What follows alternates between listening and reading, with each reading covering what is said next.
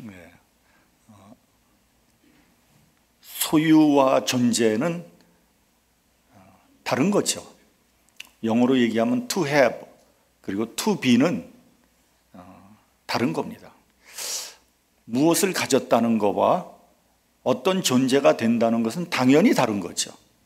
그런데 많은 사람들이 이 둘을 좀 헷갈려 하는 것 같아요. 예를 들면 돈이 많이 갖고 있는 사람은 지식도 많고 교양도 갖추고 인격도 있다고 생각을 해요. 아니, 이론적으로는 안 그렇다고 생각은 하지만 실제적인 행동으로는 그렇게 한단 말이에요. 돈이 많은 사람들은 모든 것을 갖추고 있는 사람으로 받아들이는 거예요. 여러분, 돈이 많으면 지식도 많고 교양도 많고 인격이 된 겁니까? 아니죠. 지식이 있으면 교양도 갖추고 있는 겁니까? 그것도 아니죠. 인격이 있으면 영생을 가지고 있습니까? 그거는 더더욱 아니죠. 돈은 많은데 인격은 빵인 사람도 있습니다. 인격 전혀 없는, 지식은 많은 것 같은데 교양이 없는 사람도 있단 말이에요. 여러분들 너무나 잘 아는 것 같이 몇 년 전에 대한항공 오너 일가족의 아주 폐륜적인 행동이 뉴스에 방송되면서 많은 사람들을 분노하게 만들었고요. 전 세계의 조롱거리가 되지 않았습니까? 다 아시는 바와 같이 대한항공 뉴욕에서부터 인천공항까지 가는 비행기를 대한항공 딸이 탄 것 같아요.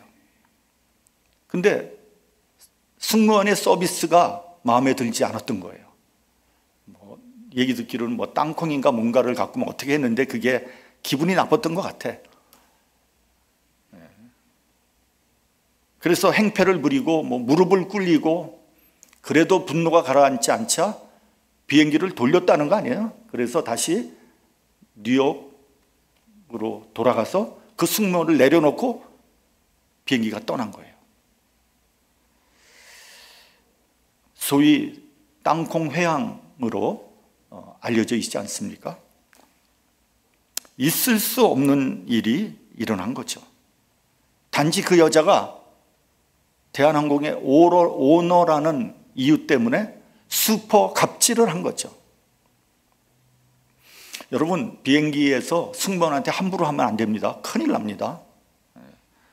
문제가 되면 크게 걸리고요. 잘못하면 감옥에도 갈 수 있습니다. 왜냐하면 승무원들은 어찌 보면 그 비행기에 같이 탄 수백 명의 안전과 생명을 책임지는 일을 하는 사람들 아닙니까? 그 때문에 이 여자도 결국 감옥에 갔죠. 이 여자뿐 아니에요. 그 남동생, 여동생도 다 비슷합니다. 3남매가 다 아나무인입니다. 그 어머니도 또 못지않더라고요. 직원들을 막 밀치고 소리를 내다 던지고 그 갑질은 눈 뜨고 보기 힘들 정도였습니다. 그 회사 직원들을 하인만도 못하게 취급을 하는 거죠. 그 집안 사람들 돈은 많아요. 그렇죠? 엄청 부자죠. 그런데 교양과 예의 그리고 인격은 아예 없다고 봐야 되는 겁니다. 가진 자와 못 가진 자, 배운 자와 못 배운 자, 지배자와 피지배자, 이와 같이 이분법으로 구분하는 것은 대단히 위험한 세계관입니다. 공산주의자들이 이렇게 이분법으로 구분하고 대립적인 구도로 규정을 하지 않았습니까? 노동자와 농민, 자본가와 지주, 그리고 무상계급과 유상계급, 플로레타리아와 부르주아, 이렇게 구분해서 이렇게 부조리한 사회를 타도하기 위해서 프롤레타리아 혁명이 필요하다 이렇게 주장을 했잖아요. 소위 계급투쟁이죠. 그래서 정말 수많은 사람들이 죽었고요. 이 세상을 지옥으로 만들어버렸습니다. 한때 그렇게 무서운 기세로 전 세계를 뒤덮었던 공산주의는 소련이 붕괴함으로써 불과 80여 년 만에 사실상 막을 내리고 말았습니다. 아직도 러시아나 북한이나 중국 같은 나라가 남아있긴 하지만 제대로 된 공산주의는 아니죠. 북한은 시대착오적인 절대 왕정 독재 국가고요. 러시아나 중국은 경제적으로는 완전히 자본주의 체제고 정치적으로는 공산당 일당 독재 아닙니까? 공산주의 이론가 칼 막스는 그의 자본론에서 자본주의는 그 자체적인 모순으로 반드시 붕괴된다고 했어요. 그 이유는 바로 부의 양극화 현상 때문이라는 거예요.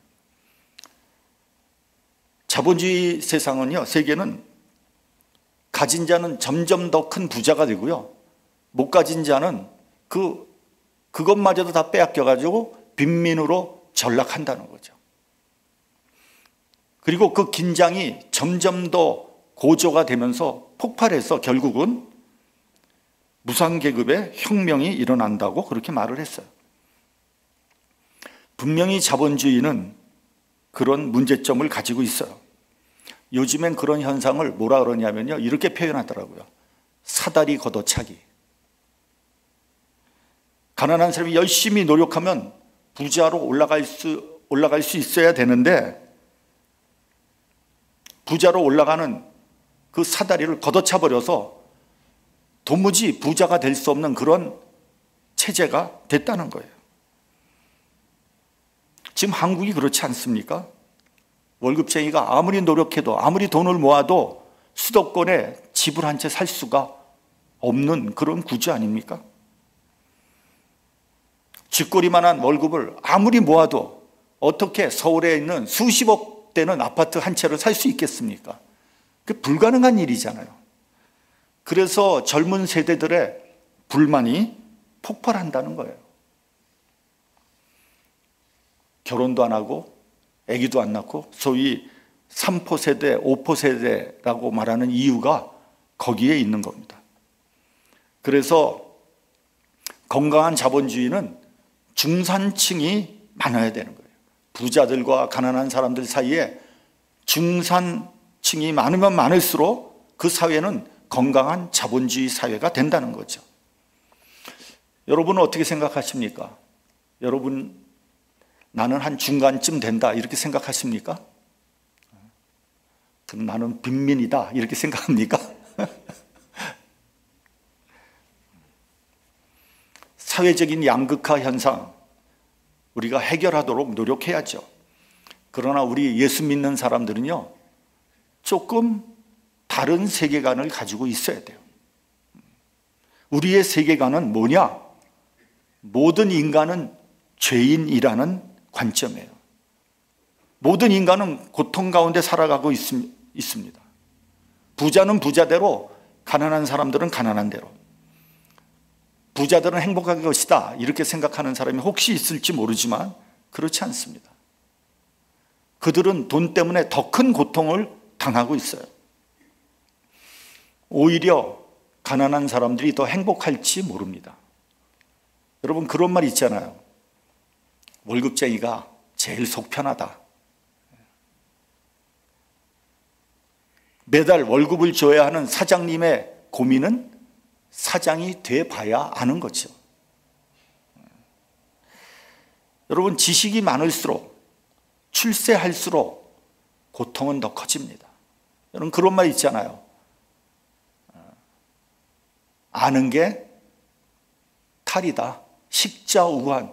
많이 알수록 더 고민이 많은 거예요. 사람들은요, 내가 왜 이렇게 열심히 돈을 벌어야 하는지 잘 모릅니다. 내가 왜 출세해야 되는지, 내가 왜 성공해야 되는지 잘 몰라요. 무슨 이유로, 무슨 목적으로, 어디를 향해 가고 있는지 모릅니다. 그냥 관성적으로 하고 있을 뿐이에요. 제가 어떤 분한테, 이분은 정말 열심히 비즈니스를 해요. 열심히 하루에도 뭐 진짜 열 몇 시간씩. 그래서 어떻게 비즈니스 잘 됩니까? 열심히 합니다. 이렇게 되더라고요. 요새 경기가 어떻습니까? 열심히 합니다. 왜 열심히 하는데요? 열심히 합니다. 왜 열심히 해야 되는지, 왜 열심히 살아야 되는지 몰라요. 그걸 뭐라 그러는지 아세요? 자기를 상실했다. 그런 거예요. 나를 상실했어. 나를 잃어버렸어. 내가 왜 이 일을 해야 되는지 몰라. 내가 어떤 사람인지 몰라. 그렇지 않습니까? 돈이다 출세다 밤낮 뛰어다니다가 어느 날 갑자기 병이 들어서 덜컥 병원에 입원하면 아유, 건강이 이렇게 중요한지 예전에 미처 몰랐다 이렇게 얘기합니다. 근데 이럴 줄 알았으면 내 건강부터 챙기고 우리 가정 더 돌보고 그렇게 살았을 텐데. 후회하는 사람들이 많이 있어요. 근데 여러분, 그거보다 더 큰 문제가 있어요. 육체적인 건강이 문제가 아니에요. 영적인 문제를 전혀 모르고 있습니다. 영원한 생명이 있는지 없는지, 내가 믿어야 되는지 말아야 되는지,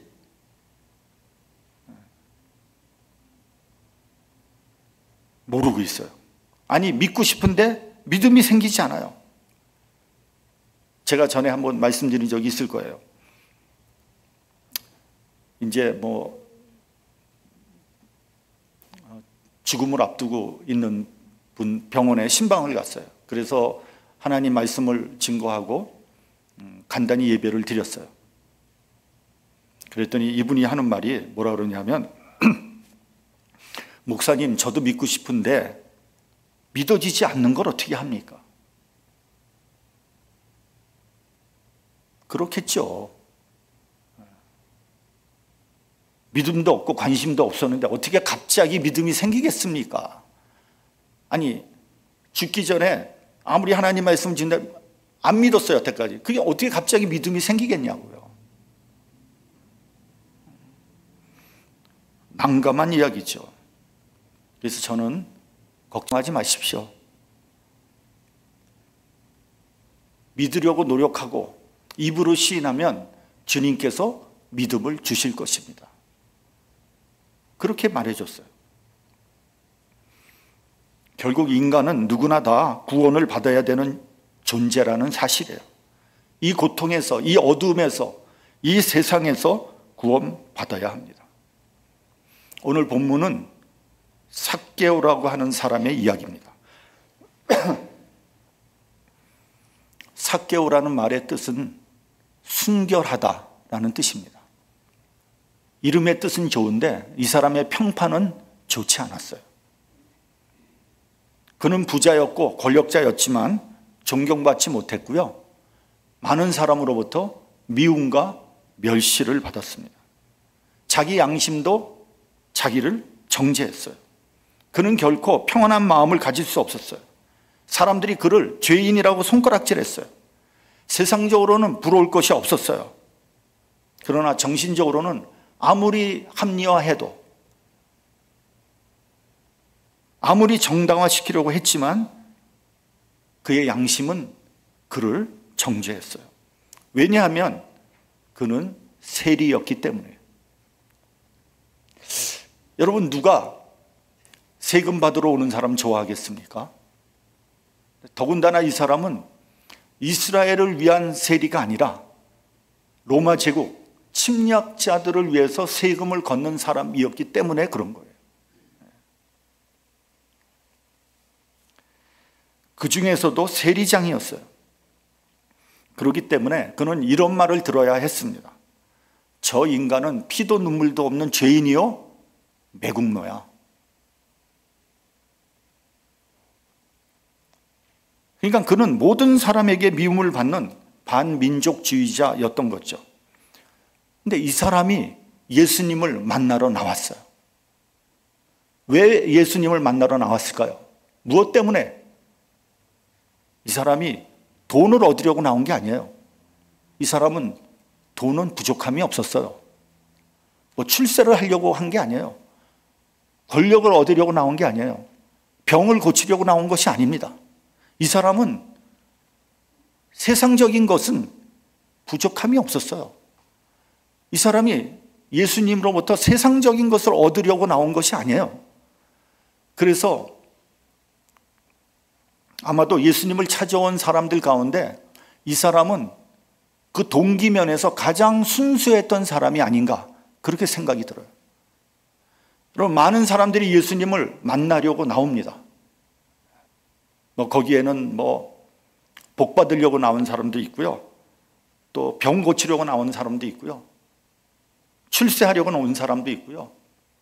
또 어떤 사람은 심지어는 유산을 나누어 달라는 이유로 예수님 앞에 나온 사람도 있었습니다. 그러나 삭개오는 이런 세상적인 것을 얻으려고 주님께 나온 사람이 아니에요. 이 사람의 목적은 신령한 것을 얻기 위해서 나온 순수하고 깨끗한 사람이었어요. 그는 아마 예수님의 소문을 들었을 거예요. 그분은 선지자라고 하더라. 기적을 행하는 사람이다. 메시아라고 하더라. 유대인의 왕이라고 하더라. 근데 그것만이 아니에요. 다른 한편으로는 그 사람은 율법을 파기하는 사람이다. 그 사람은 먹고 마시기를 즐기는 사람이다. 그 사람은 죄인의 친구라고 하더라. 비아냥되는 소문도 들었을 거예요. 그러나 이런 소문들이 오히려 삭개오로 하여금 더 관심을 갖고 예수님을 이번에 반드시 만나야 되겠다고 그렇게 생각을 하게 만들었을 거예요. 우리 본문 3절과 4절을 같이 봉독을 하겠습니다. 본문 3절 4절. 자, 시작. 그가 예수께서 어떠한 사람인가 하여 보고자 하되 키가 작고 사람이 많아 할 수 없어. 4절. 앞으로 달려가서 보기 위하여 돌 무화과 나무에 올라가니 이는 예수께서 그리로 지나가시게 되밀어라. 그는 키가 작은 사람이었어요. 그리고 거기에는 사람들이 너무 많았어요. 그래서 그는 이 작은 키의 핸디캡을 극복하기 위해서 그 길가에는 뽕나무 위로 올라갔다는 거 아닙니까? 여러분 한번 상상해 보세요. 그렇지 않아도 미운 털이 박힌 사람이 뽕나무에까지 기어 올라가서 기다리는 꼴이라니 아마 사람들이 뒤에서 이렇게 욕을 했을 거예요. 저런 죄인이 도대체 뭐하러 예수를 만나려고 할까? 주책은 있는 대로 떨고 있네. 저것도 인간이라고. 아마 그렇게 얘기했을 거예요. 그러나 삭개오는 남들이 하는 그런 비난 상관하지 않았어요.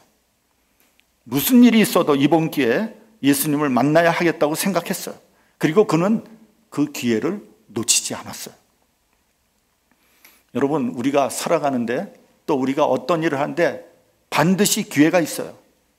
우리에게 기회가 오지만 더 중요한 것은 기회를 붙잡는 거예요. 여러분, 기회는 우리를 기다려주지 않습니다. 여러분, 기회가 왔을 때 붙잡아야 돼요. 지나가고 나면 영영 기회가 다시 오지 않을 수도 있어요. 여러분, 진실할 수 있을 때 진실해야 돼요. 그 기회가 지나가고 나면 진실하고 싶어도 진실할 수가 없어요. 여러분, 내가 갑자기 거짓말을 했어요. 어떻게 해야지 진실해집니까? 그 거짓말 내가 거짓말했습니다. 미안합니다. 사실은 이렇습니다. 이렇게 얘기해야 되잖아요. 그 얼마나 힘든 일이에요. 그러니까 진실하기가 굉장히 어려운 거예요. 거짓말을 하면 자꾸만 그 거짓말을 커버하기 위해서 또 거짓말을 하게 되잖아요. 여러분, 고백해야 될 때 고백해야 되고요. 회개해야 될 때 회개해야 되는 거예요. 그거 지나가 버리면요, 회개 안 됩니다. 믿음을 갖고 은혜를 받는 것도 기회가 있어요. 아무 때나 은혜를 받을 수 있는 게 아닙니다. 그때가 지나가면 은혜를 받고 싶어도 안 된단 말이에요. 삭개오는 예수님을 만날 수 있는 소중한 기회를 포착했어요. 그래서 예수님이 지나가는 그 길목에 있는 뽕나무에 올라가서 예수님을 기다리는 삭개오의 모습을 한번 상상해 보십시오. 누가 가로막아도, 누가 말려도, 누가 뒤에서 손가락질하고 욕을 해도 삭개오의 열정을 막을 수 없었어요. 여러분, 이 정도 되면 예수님께서 삭개오 만나줘야 되지 않겠습니까? 예수께서 그것을 지나가시면서 거기에 이르러서 위를 쳐다보시면서 이렇게 말합니다. 삭개오야, 속히 내려와라. 내가 오늘 내 집에 유하여야 하겠다. 그의 간절함이 통한 거예요. 여러분, 복음서를 보면 예수께서 이렇게 말씀하십니다. 하나님께서 밤낮 부르짖는 자에게 자들의 원한을 풀어주지 않겠느냐? 그러나 인자가 올 때 세상에서 믿음을 보겠느냐? 이렇게 말씀하셨어요. 그러니까 여러분, 세상의 마지막이 다 됐는데 하나님 앞에 부르짖는 사람이 없다는 거예요. 지금 부르짖어야 되는데 부르짖어도 모자랄 판인데 하나님께 부르짖는 사람이 없어요. 또 야고보서를 보면 너희가 얻지 못하면 구하지 아니하며 구하여도 받지 못하면 정욕으로 쓰려고 잘못 구함이라고 그랬어요. 여러분, 정당한 거라면 우리가 간절히 구하면 하나님께서 왜 응답하지 않으시겠어요? 문제는 뭐냐? 우리가 구하지 않는 거예요. 여러분, 혹시 은혜 받기를 진심으로 구한 적이 있습니까? 하나님, 저에게 정말 은혜 주세요. 진심으로 구한 적이 있냐고요. 여러분이 아직 은혜를 받지 못했다면 여러분은 그렇게 간절히 하나님 앞에 엎드려 구하지 않은 거예요. 목사님, 저 열심히 구했는데 아직 은혜를 못 받았는데요. 더 구해야 되는 거예요. 아직 모자란 거예요.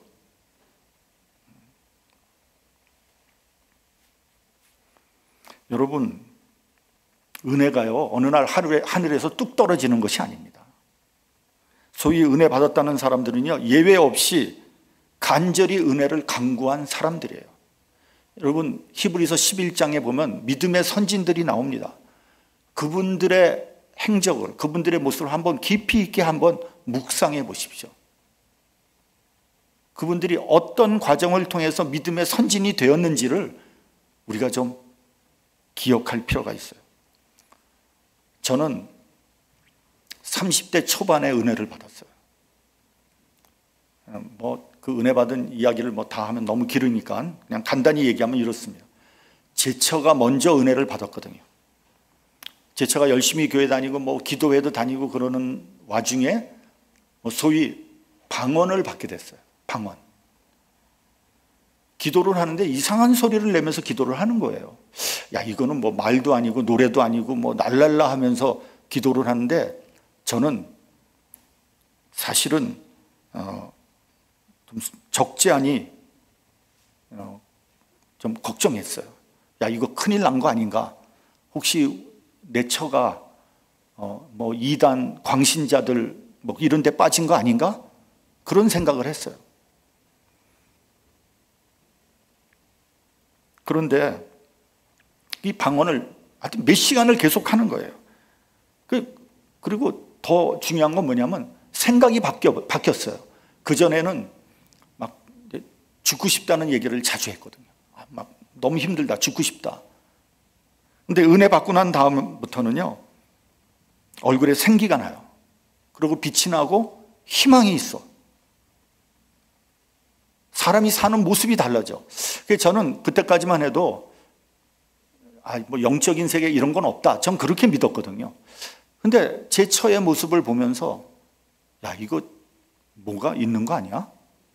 내가 모르는 영적인 세계가 있는 거 아니야? 이런 생각을 하게 됐어요.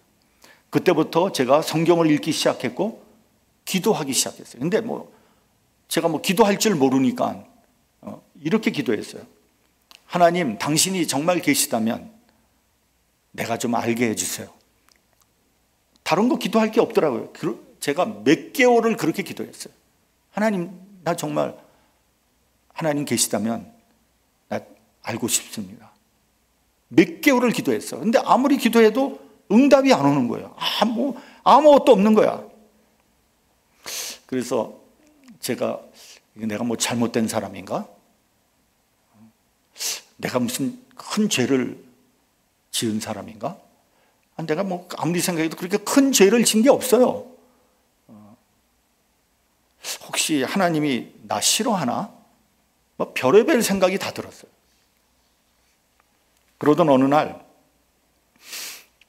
회개가 터지면서 은혜가 오는데 와, 이건 세상이 달라 보였어요.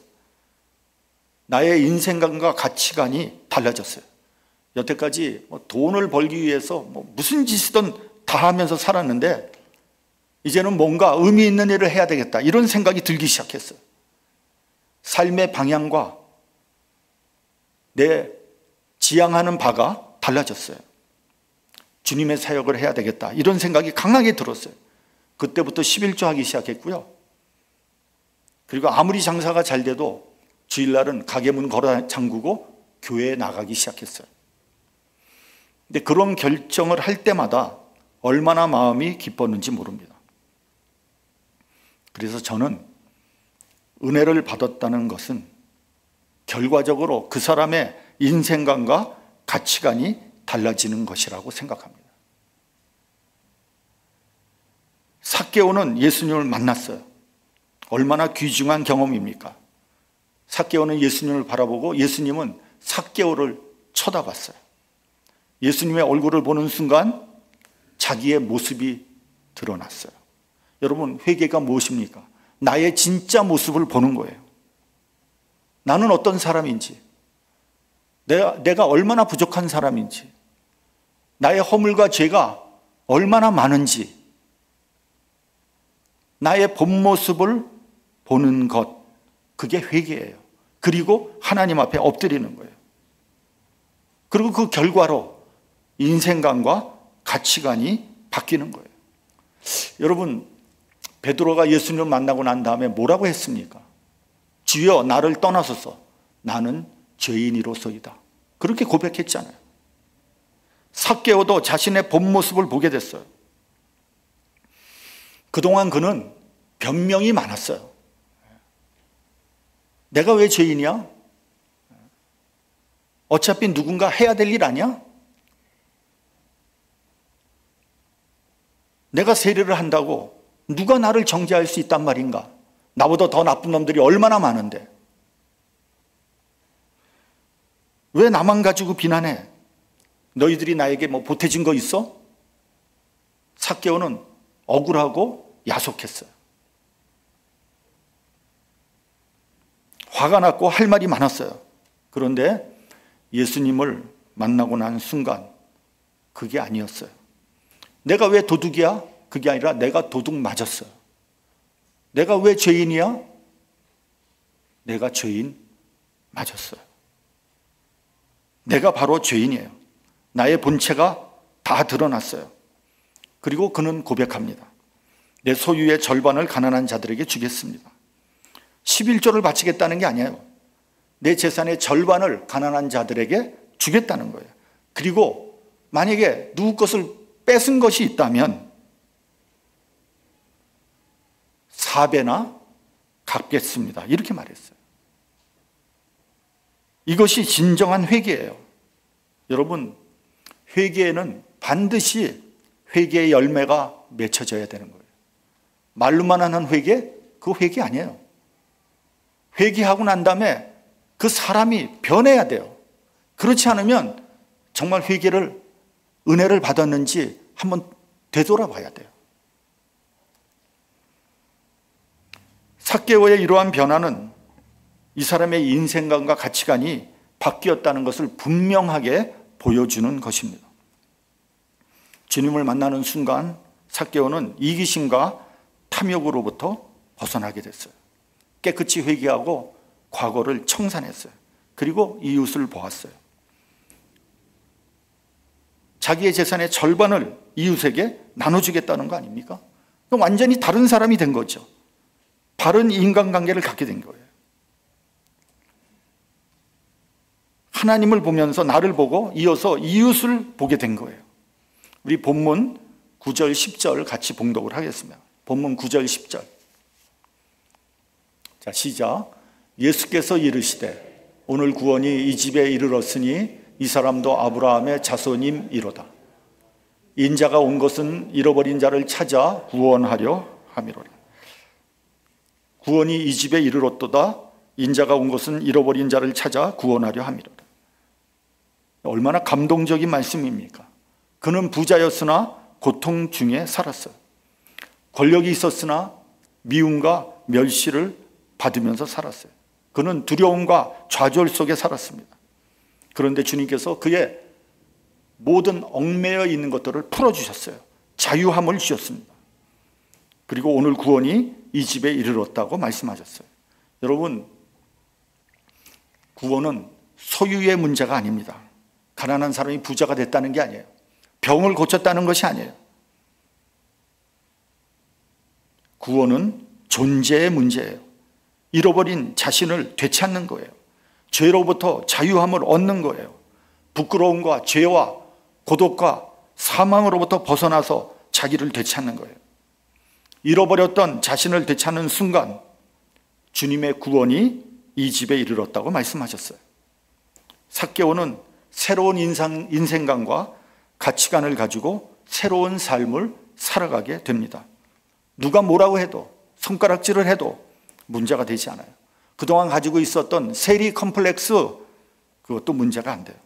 그리스도 안에서 새로운 자신을 찾았습니다. 이것이 구원이에요.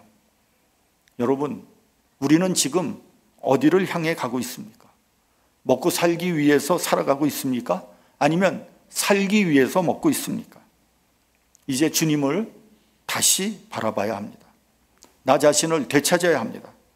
나는 예수를 믿은 다음에 나의 인생관과 가치관이 변했습니까? 나의 삶은 변화되었습니까? 주님이 기뻐하시는 삶을 살아가고 있습니까? 말씀을 통해서 나 스스로를 되돌아보고 자기 자신을 되찾는 귀한 시간이 되면 좋겠습니다. 기도하겠습니다.